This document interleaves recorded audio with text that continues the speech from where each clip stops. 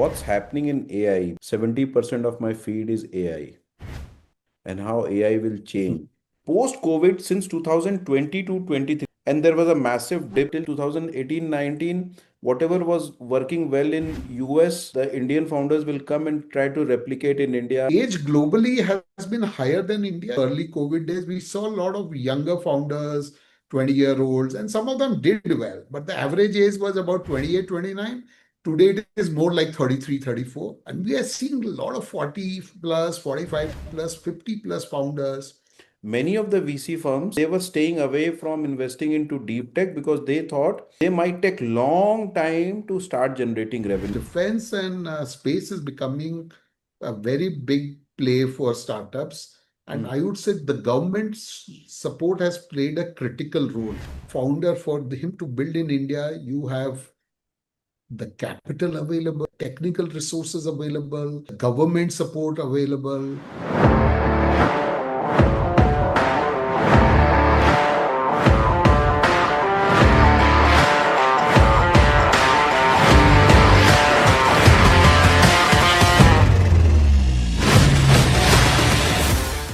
Hi everyone. So, welcome to this very special conversation on the evolving Indian startup ecosystem. And today, in the investor spotlight, we will talk about on the future of deep tech investing. Today, India is at a very, very interesting juncture. And I was just reading a report which said that now almost 45% of the total investments in the Indian startup ecosystem, majorly up to Series A and early stage, is being participated by the Indian investors. And that is huge. That is huge because that means that the long-term investment and the appetite for Indian money to get into Indian startup is becoming the normal stuff of the Indian startup ecosystem. Till 2020, it was only 20-25%. So there is a huge jump. And to unpack all other discussions in terms of what's happening on deep tech, what's happening on AI, what's happening on other aspects of the current Indian startup ecosystem. I'm very delighted to have Manoj Agarwal. He is the managing partner at C Fund, one of the early believers in Indian deep tech narrative, and a fund that has consistently backed technology-led founders with long-term conviction. And one thing which I really love about Manoj and the fund is that how they deeply participate and become a partner to the growth of founders, and that is very needed for a early stage VC. So with that, thanks Manoj for joining in, and on a very busy day for you. So let's start. आप थोड़ा सा मेरे को ये बताओ कि how the journey got started with you, right? How did you got into a VC funding and the startup funding ecosystem? So that's a long. First of all, thanks Alok for having me. We've known each other for a few years, and last few months you've been talking to me about this. I've heard some of your podcasts, and you do bring out interesting insights. So happy to be talking to your viewers and listeners. Talking about my story, you belong to Calcutta. I also grew up in Howrah, which is the twin city of Calcutta, or you can say in some say the industrial scale. So when you school there at Don Bosco, did my engineering at BMS, which that is how I came to Bangalore, the technical or the technology hub of India, which started developing in the early 90s, and that is when my story began there. Came back to Calcutta, built a couple of businesses and multimedia creation, got into the internet ecosystem very early. Early days of internet when internet arrived in India in the 97 to 99. I was, part of the building up a chain of cyber cafes, which was the only way to, access internet those days because Yes. internet was expensive, devices were not available. Yes. That is where I was part of this startup where so that is where my startup journey started, on the startup side where we had raised capital, venture capital, had expanded to 8 cities, setting up 100 cyber cafes where people could, access internet. And since then, I've been part of the internet story. I ran an ISP, All India ISP. Wow. So my startup journey, though it started in 2000, but I would say the real journey started again in the 2015-16 when the startup ecosystem had started maturing. Globally, it started maturing a little early, especially in the US with the Googles and the Facebooks of the world coming up, and in India with Flipkarts of the world growing, Snapdeal and all. It was largely consumer focused story. Then the taxi demand, Ubers and Olas came. So Right, right. that is when I thought ki there is more substance to it. My executive program at NCR in 2013, and then decided to see if I can add any value to the growing startup ecosystem. So the way I looked at it is one way to engage with startups was to give them some capital, and that way you get associated and you can add value.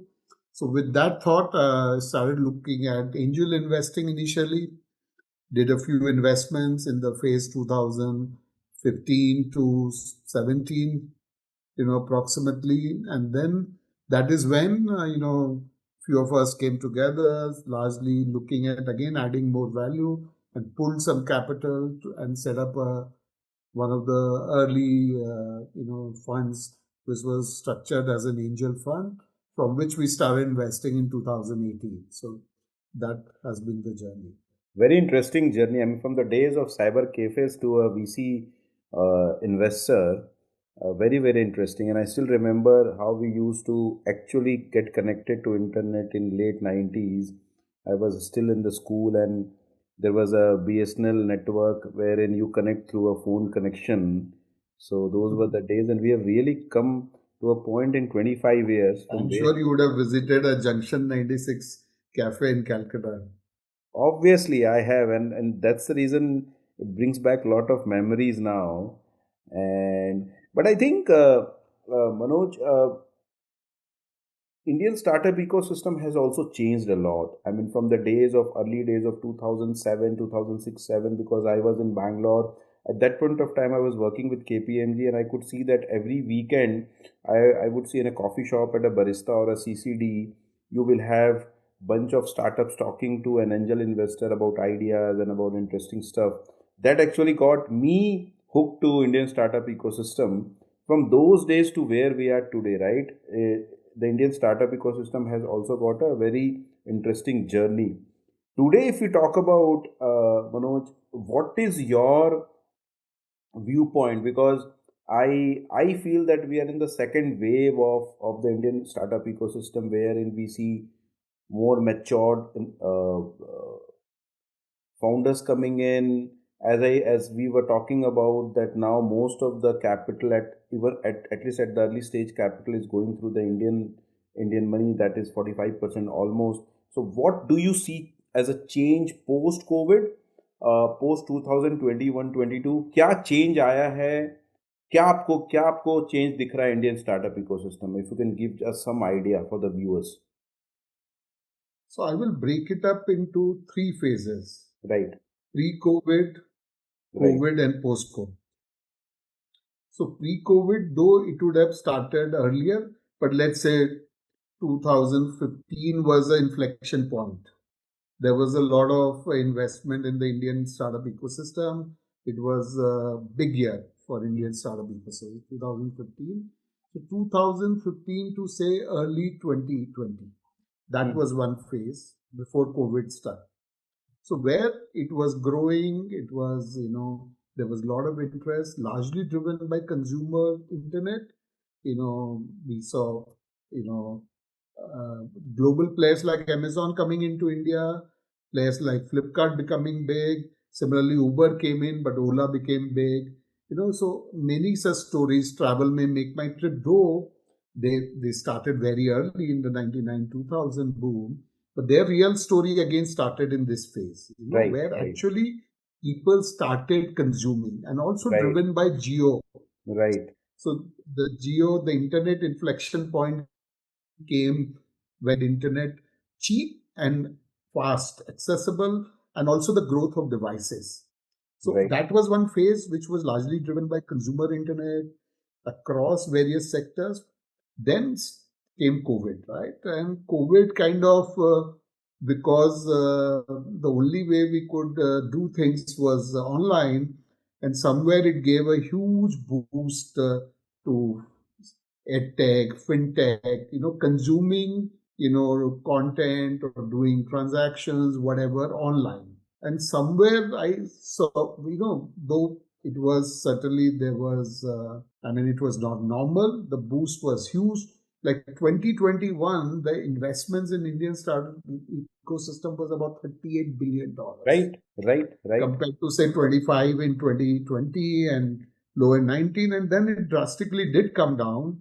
But that was one phase which was, I would say, not real in the sense. It was driven by external circumstances, and then reality stuck, and that is where the 23, or there was a huge downfall. But then we have seen practical in people, where they look at business models, they look at founders, they are investing in real businesses, and people are aware, are looking into the revenue metrics, looking at numbers closely, and looking at whether these businesses can be built into large businesses. And then certainly the deep tech story of last couple of years, driven by both AI and the need and the overall geopolitics, right? Defense, the need for semiconductors, again driven by AI and multiple, the EV, the whole climate tech, the EV. So many parallel, developments which has kind of put the focus on deep tech, the need for developing these new technologies, the whole energy requirement. So with compute requirements. So with new So if I developments in semiconductor, quantum, and all of that. So if I can summarize, till 2020 21, Geo came in late in 2016 17, and that's when the real penetration started happening, and consumer sector really started becoming very big. So people have started spending, and there was a change in their behavior, and they started consuming through online. And 2020, when COVID came in, post COVID, since 2020 to 23, there was a dip. There was a huge high of $38.9 billion of funding in 2021, early 2022, and there was a massive dip in late 2010, 22, 23, and some part 2024. So I see a trend, and just if you can throw some insight on this, in the last 2.5 years, I see more Indian coming into Indian startup ecosystem. Lot of mid-size VC firms, lot of angel firms. They have come and they have become. They are investing into Indian startup ecosystem. And I also see that today you have more matured investors and also very matured founders. Very different kind of companies are being built. In fact, I somehow feel that today there are a lot of companies which are built, which are Bharat companies, in the sense that aerospace, defense, deep tech, agri tech, companies which are really solving the problems of Bharat, which was not there till 2021, because till 2021, and don't take it otherwise, but till 2018 19, whatever was working well in US, the Indian founders will come and try to replicate in India, and they will say that we will create a consumer story in India. So in last 2.5 years, Indian money, more Bharat companies, more matured founders, more solving the real problems of Bharat. Do you see that trend now coming in really, really? So I mostly agree with you. I mean, yes. So one is certainly the growth of Indian capital. Let's talk about that. Mm-hmm. So, that is something which the ecosystem has been working on, the government has been pushing, and it is also driven by, I would say, government initiatives. 2016, the government announced the big 10,000 crore SIDBI Fund of Fund program. Mm-hmm. The other thing which I keep talking, even, day before yesterday, I was in Kerala at a CII event where there was a session on investing in the early stage ecosystem. So one thing which I was sharing was that especially for founders building technology products, there's so much support available from state and central government, different ministries. We all know about DST supporting, then BIRAC, then different states. For example, Maharashtra, Kerala Startup Mission has been a champion. Karnataka is a champion. Karnataka is one of the oldest venture capital funds in the country called KidVan, which Right. has been Right. supporting startups from the beginning. And similarly, Odisha, various other states, UP, Madhya Pradesh, name anybody is driving this. And the central government has then come out with this huge initiative of research and development initiative, the 1 lakh crore allocation for that. And so these four, and the Startup India Seed Fund of 1,000 crores, which is Right. given to early stage innovators through incubators in colleges. So there is no the capital availability through various ecosystem, and I would say Right. the government being at the forefront has grown immensely over the years. Though the DST program itself is very old, Dr. Harkesh Mittal, who's one of our also advisors, has been driving this program for many years in DST. Then certainly the kind of startups. So any ecosystem does grow. India Mm-hmm. also, we followed the West to some in some ways, but I would say some of it was required, right? Especially on demand, the Ubers of the world, the Olas, it has changed. Earlier in the smaller cities and even some of the larger cities, we did not have a taxi service. Right. Right. Today, Right. that is Right. not a problem. So a lot of these things have certainly changed. But one important thing which we should talk about, which happened in that period, was the fintech ecosystem, the India Hmm. stack, Hmm. the Aadhaar, the UPIs, and that was a big enabler. I mean, that is being talked about globally. That brought the huge number, the masses into, ultimately finance, banking. That is what, drives the That actually, ecosystem, the and capability. demonetization actually triggered that up to the next level, and this in the sense Yeah, yeah. So, that India was building that, and after the geo penetration, I mean pre-geo, and there was the internet age of India, pre-geo and post-geo, right? In 2016 geo came in, and then the India stack story and the demonetization. So we were actually ready in COVID, we were actually ready as a country to start consuming and start using fintech as a solution for our daily consumption like never before, right? but what didn't play? So, if you see in COVID, a number of neobanks got funded very heavily. Right. But what probably was not accounted for, will they get licenses? Which Hmm. RBI is not. RBI, I mean, and I appreciate. The India is a different ecosystem where we have to be careful with banking licenses. Right. So I mean, very quickly they realized that they cannot get banking licenses easily. So they Right. became like technology provider to banks, and that probably did not justify those valuations. So that Hmm. ecosystem, but then it got adapted. Today, fintech continues to be a major,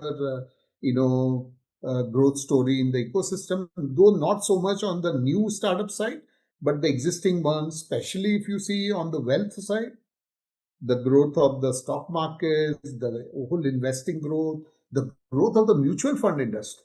I mean, Right. all this helps, which Right. results in more capital being available in the hand of people. And so that enabled, all this enabled the growth of the investing landscape, the Hmm. domestic capital, with the AIFs growing, you know, from some I don't have specific data, but I believe some 4 lakh crore to 15 lakh crore in over 5 years. The committed capital available in AIFs It's and almost invested 4x. capital growing from 2 lakh to some 1 lakh to 6 lakh crore, something like that, which is a huge growth. Hmm. And similarly the angel ecosystem, the angel networks has grown drastically, which has enabled early stage founders. Then you also spoke about the age, the maturity of the founders. So yes, age globally has been higher than India. In India, we saw much younger founders. So in the early days and also the early COVID days, we saw a lot of younger founders, 20-year-olds, and some of them did well. But the average age was about 28, 29. Today it is more like 33, 34. And we are seeing a lot of 40 plus, 45 plus, 50 plus founders, which is also important considering the whole deep tech ecosystem growing. Now, Completely. for example, in semiconductor, you need that experience, you need that understanding. For example, Indian design semiconductor ecosystem has been always very strong. We Hmm. were doing work for the others. Now, these are the founders who have worked with the AMDs and the Intels of the world for 15, 20, 25 years. They have coming out on building this, design program, design companies, also supported by the DLI, Design Linked Incentive Program of the Government of India, which started a few years back. So yes, the age of the founder is also growing. More mature founders are coming into the ecosystem. I'm not sure if I answered everything, but there were four topics intertwined here. No, no, I appreciate that, and I think you rightly said that we are, and I think we are in the second wave of this situation. I want to come to something very interesting now, and your love for deep tech, and you have been a very different fund. In fact, I don't know any other fund at such a early stage who have been backing Indian deep tech startups. What's about your love about deep tech ecosystem, and what's the backstory, Manoj? So I mean, it's I wouldn't. You can call it love, or you can call it our interest and our understanding of the ecosystem. So we've been technology investors, right? For example, when we started, we our focus was technology. I would not say so much deep tech, but because deep tech was not there or very early days of deep tech, but we did some investments, very interesting investment, which could, classify as deep tech. For example, we invested in a robotics company Hmm. called Gen Robotics, started in 2017 by young founders coming out of college. They built a robot for cleaning sewage, for taking out sewage through manholes and eliminating scavenging. That was something deep for India product, problem. And they were given this challenge by through a bureaucrat in Kerala, and the young guys built it. And they have not remained focused on that. They've evolved that product drastically over the years, and they've got into other areas of robotics. They are a truly an early deep tech company and has done well. And people Wow. talk about revenues take long in deep tech, but these guys had revenues very fast. They Wow. were in the revenue in 2018 and 19. So these are young founders. So, this is one of the investments we did. We But have invested in companies across, I would say AI, early days of AI, though not the Gen AI. Like we invested in a company called ClueTrack. They were using machine learning and some level of AI very early in the game on market research analytics. Similarly, we have invested in other companies which were using technology very strongly, and some of them have now evolved into using Gen AI hmm, also, deeply. And then when we started Fund 2, we decided to focus on deep tech.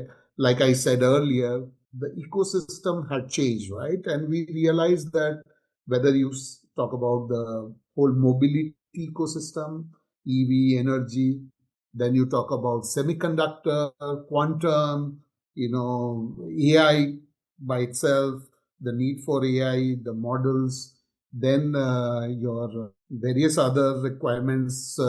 So we have invested now in companies in semiconductor. We invest in quantum. We have multiple companies in the mobility ecosystem. We're investing in climate, weather intelligence. We're investing in controllers and stuff like that, and looking at new opportunities all the time. As today our investments in hardware is probably 70%. wow. Hardware based deep tech founders. Wow. No, I So think I that would say it's not love, but it is like you said, some of them are building for Bharat, and Hmm. also, innovations which can go global, build in India for the world.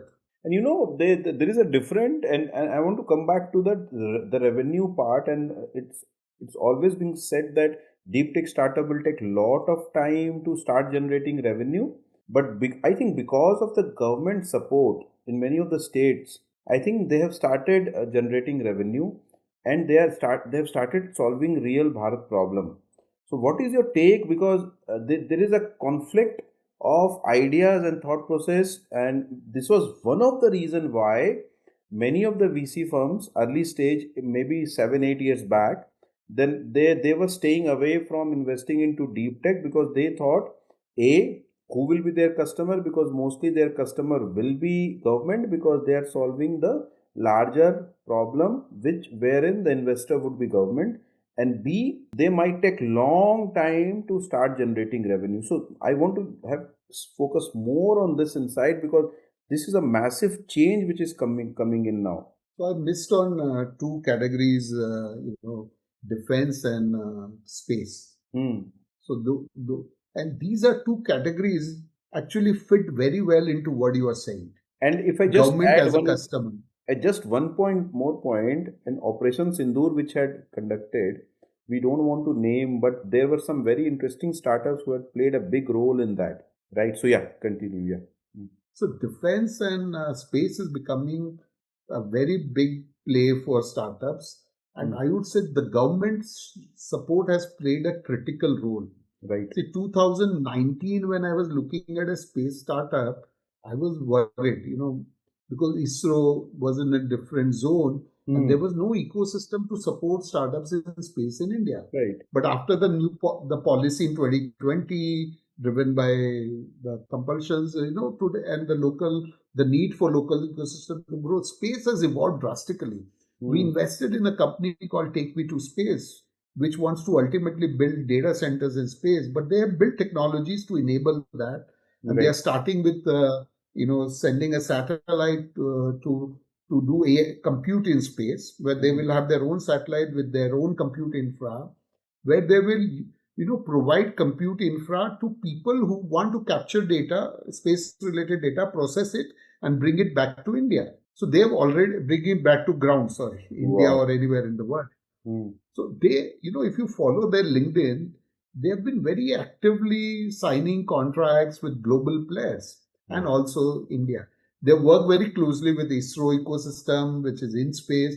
They're also working with defense in some areas. Similarly, defense, the whole IDEC program of defense has enabled a lot of startups you spoke about to work closely and get their initial contracts.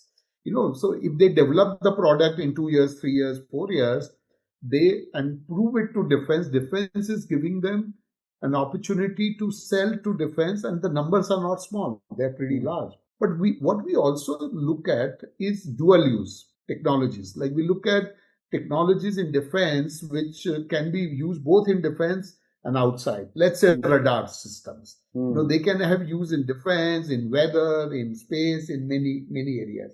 Hmm. There's some very interesting work happening in areas like this. So I would say that there is also a huge change in the environment. We also did not talk about medical technology.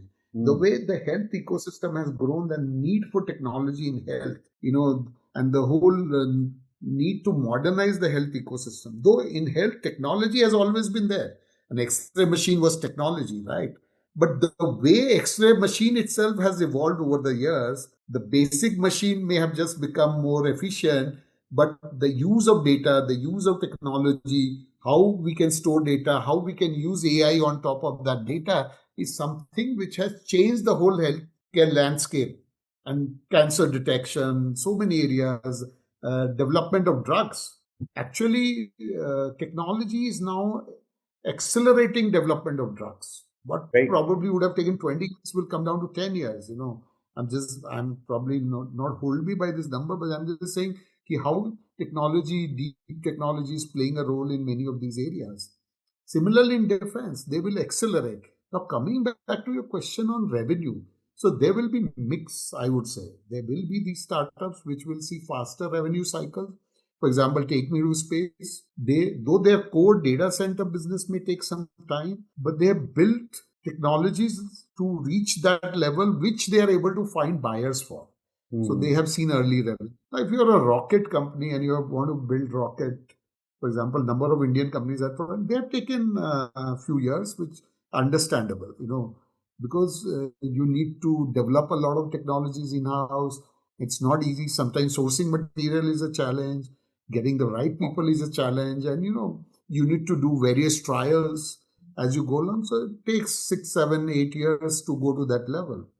But I feel that it is getting accelerated, and you will see faster cycles of technology developments, similarly faster commercialization. Now, what's happening in AI? Because so if you ask me purely from a finance field, I run a global tax and legal firm. Whenever I open a Twitter or I open LinkedIn, 70% of my feed is AI and how AI will change everything, right? In fact, we also have started evaluating and started seeing which are the areas wherein automation can help us as an organization. But I have two questions for you on AI. Number one, AI, Indian startup and Indian businesses building something on AI, will they can build something which is massive not only for India but for global? That's number one. And do you see any interesting startups who is doing that? Number two, the rate of change. For example, there is a talk about Indian IT sector completely getting evaluated or being closed or gone away by 2030. A very senior VC investor told this some days back in Delhi that by 2030 you will not see an Indian IT or a BPO company still existing. So what is your take on that? And how, if I ask you, Manoj, let's go to 20 on 1st of March 2030. How can you visualize what's happening? That that's a long time in today's world. I agree. Five, I agree. By yeah, 2030, you will have yeah. robots. You will have robots doing podcasts. So I will put one of the robots to do podcast, and you will have your robot to do podcast. But the point is, where do you see? Because at times, what's happening for someone like me, even though I love technology, I use technology a lot, and I think that I am an adaptive human being in the sense that I can adapt quickly, but there is also a kind of a restlessness when you go and see Twitter and everything, and there is only talk about AI and how AI will change, how AI will change. So, from your lenses, what do you see? So I mean, one thing we all have to agree is AI has certainly made a huge impact and is something here to stay. It is certainly something which is like what electricity did and then internet did. It's a new phase of global churning, whatever you can call it, where the way we will do things, the way we will experience things, the way we will live our lives will change and has been changing. But at the same time, we see that things do take some time. AI is hastening it up to some extent. I mean, drones are not new. Hmm. Drones have been there for a while, from very high-end drones being used in defense. But what has happened is the expansion of that industry. Today, the warfares, for example, today we are in a we are having this conversation when we are seeing this flare up in whatever the Middle East. So, or whatever is happening in Ukraine, Russia, and rest of the world, you see, are driven by small drones, swarms, and all kind of drones, Hmm. which has changed the narrative on warfare. Has made actually, and drones are not. Some of these drones are not very expensive, right? They can be built at much lesser value. Similarly, drones, we have invested in a company which is making huge difference in healthcare logistics, delivering medicines, vaccines to the remotest corners of India. This company called Red Wing Labs is working in Arunachal Pradesh for last 3 years. And they have worked in very difficult terrain and weather conditions.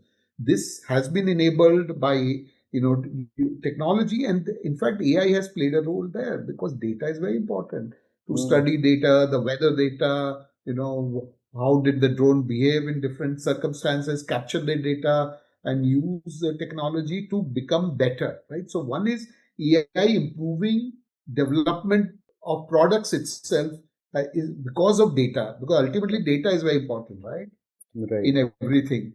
Then, I think all of us are getting impacted heavily by the whole generative AI, the large language models, the global play. But when it comes to India, we are happy that four models were announced, being supported by the India AI mission.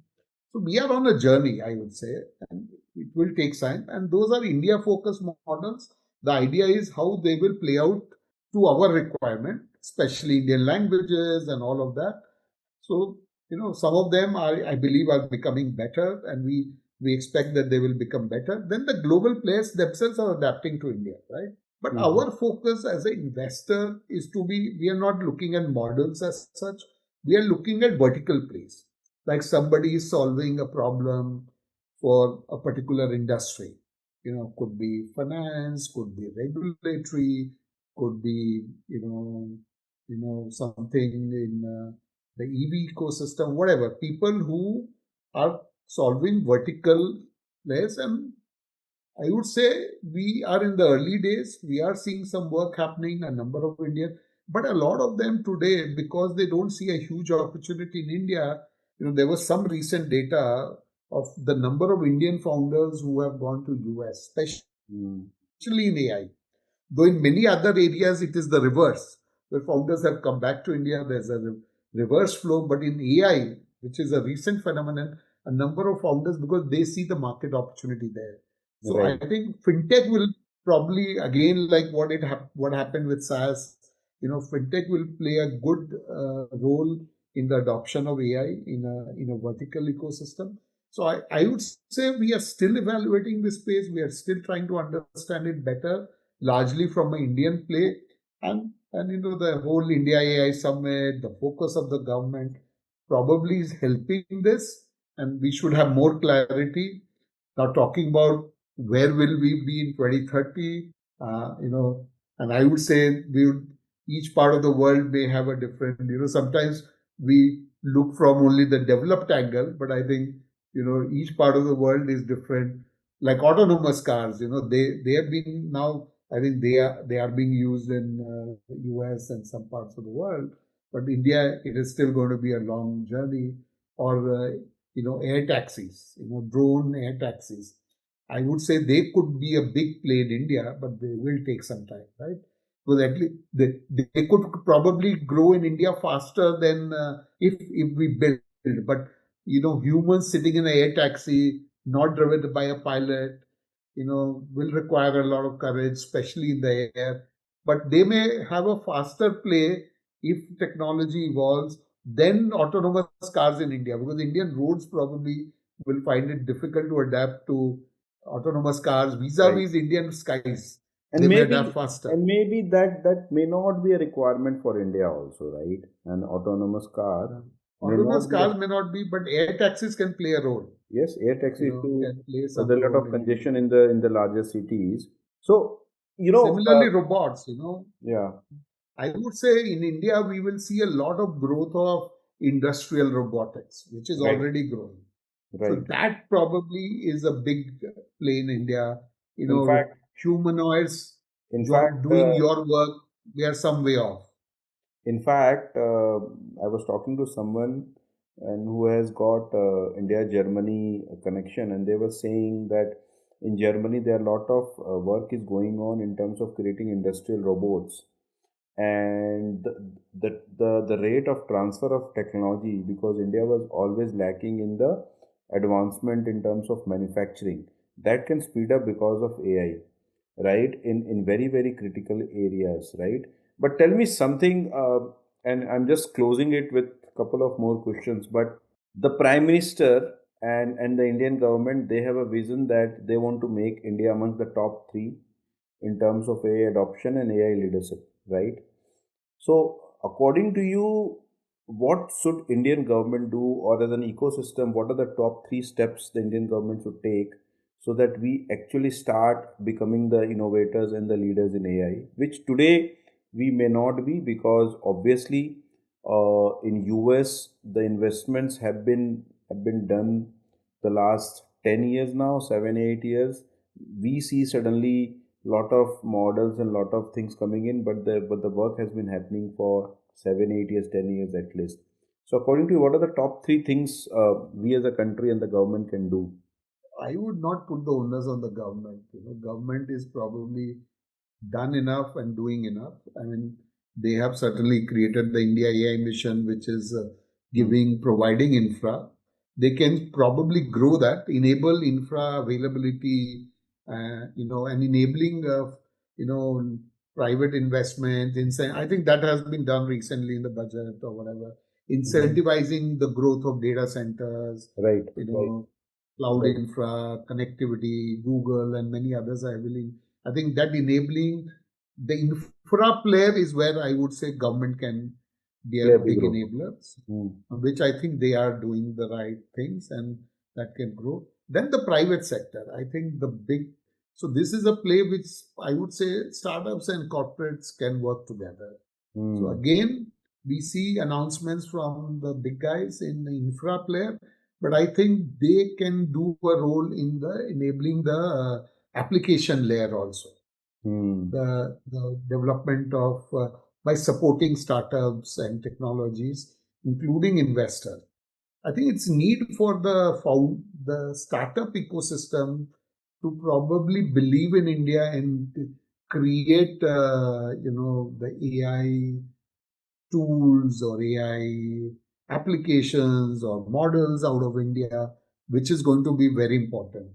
So that a number of large US companies, either their CTOs are Indian or they have one Indian founder. All the big guys like Perplexity we know has an Indian founder, and many others. So either they have big guys. So I think it is need to have the need is for some of us in India creating this out of India.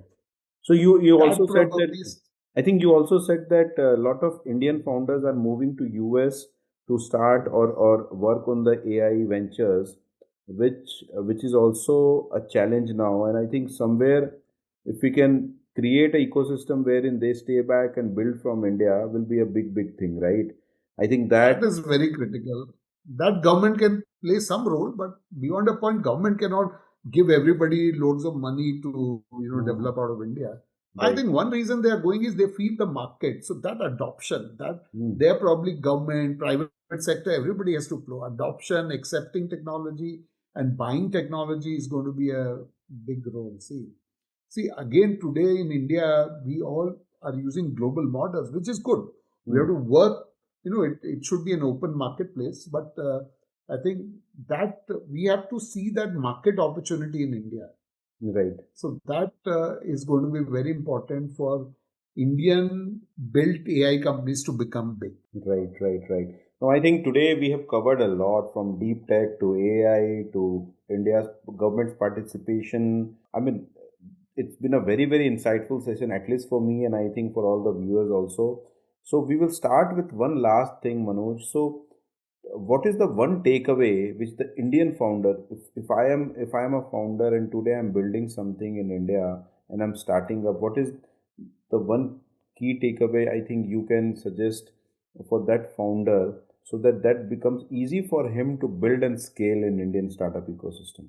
So one takeaway for the Indian founder today, I feel that founder for him to build in India, you have the capital available, the technical resources available, the government support available, and I am hoping that the industry support will also be growing in the years to come or months to come. So I think this is a great time for founders to build out of India in deep tech largely.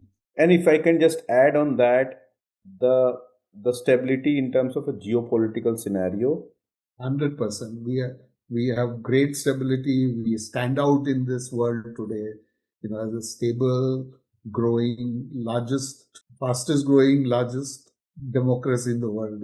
Right. And I think I was just reading, and just to end, I was just reading a report somewhere 2 months back which said that by 2032 we will be a 8 trillion economy. That means we will almost be doubling in next 7 to 8 years, right? And I think Yeah. this is the place to build, and this is the place to scale. And I think I would love to see a day when we will say that majority of the Indian startups are being funded by Indian capital. The Indian founders are building in India, and building for India. So I think that will be a great day.